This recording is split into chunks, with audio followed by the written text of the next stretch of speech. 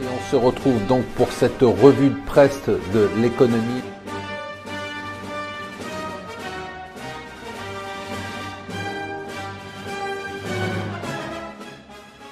Bonjour et bienvenue sur Mon Financier pour le Morning Zapping vidéo. Nous sommes le lundi 9 avril. Alors, après avoir joué la tension vendredi, d'ailleurs la chute des marchés en clôture sur Wall Street était assez significative, Trump a joué l'apaisement ce week-end avec un tweet indiquant que lui et Xi Jinping étaient les meilleurs amis et que finalement ils allaient finir par se mettre d'accord. Donc on vit au rythme des tweets de Trump. Là, les marchés rebondissent en ouverture, ils ont rebondi en Asie et donc on devrait avoir un petit peu d'apaisement pour l'instant. L'autre élément important, c'était bien évidemment les chiffres de l'emploi américain. Alors c'est très intéressant sur l'économie américaine, il y a vraiment deux camps. Il y a toujours les camps qui pensent que, comme Jamie Dimon, le patron de la banque JP Morgan, qui pense qu'on risque la surchauffe, et d'autres camps, comme notamment celui du patron de la Fed, qui pense que pour l'instant, il n'y a pas de risque de surchauffe.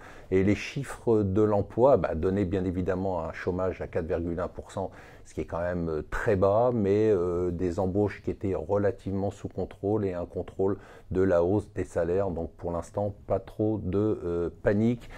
Trump qui continue à tweeter, alors là c'est sur la série, il a dit que, bon, bien évidemment, l'utilisation de l'arme chimique était, lui, une ligne rouge que lui ne laissera pas passer et qu'il faudra en payer le prix.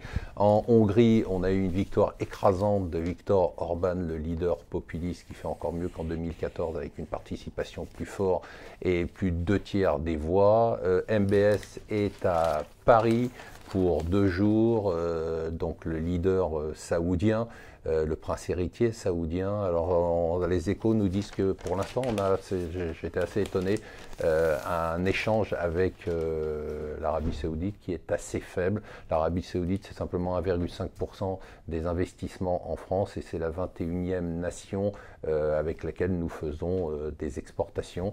La SNCF, ça a continué, hein. Hier galère, aujourd'hui galère encore plus, même s'il y a moins de grévistes, le chaos va continuer à persister et le gouvernement continue à jouer la carte de la fermeté et tout le monde attend que Macron parle jeudi. Tout le monde attend aussi que Mark Zuckerberg parle demain devant le Congrès. Il va s'exprimer pendant 2 jours, il va devoir troquer son t-shirt et son jean pour le costume et la cravate.